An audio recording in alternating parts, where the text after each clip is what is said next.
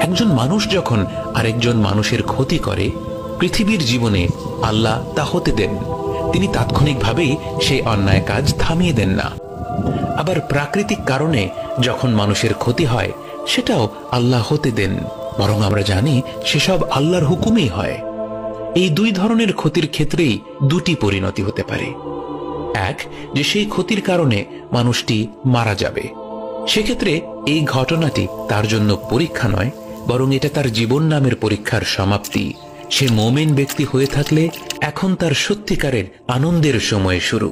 জীবনের পরীক্ষায় সে যদি সঠিক উত্তর দিয়ে থাকে এবং যে অজস্র ভুল উত্তর সে দিয়েছিল তার জন্য তওবা করে থাকে এবং আল্লাহর অনুগ্রহ লাভ করে থাকে, তাহলে এই মুহূর্ত থেকে কিয়ামত পর্যন্ত এবং কিয়ামতের পরবর্তী যে অনন্তকালের জীবন, সেই অনন্তকাল তার জন্য অপেক্ষা করবে নির্মল আনন্দ ও আল্লাহর পক্ষ থেকে সুরক্ষা।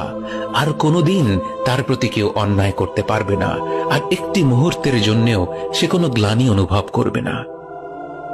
কিন্তু কোনো ব্যক্তি যদি তার জীবনে ঘটে যাওয়া দুর্ঘটনায় মারা না যায়, তাহলে সেটা তার জন্য একটি পরীক্ষা। জীবনের এই বিচিত্রময় প্রশ্নপত্রের আরেকটি প্রশ্ন, যে প্রশ্নটির উত্তর সে এমনভাবে দিতে পারে যা তাকে আল্লাহর কাছে নিয়ে আসবে, অথবা তার উত্তর তাকে তার রবের থেকে দূরে ঠেলে দিতে পারে।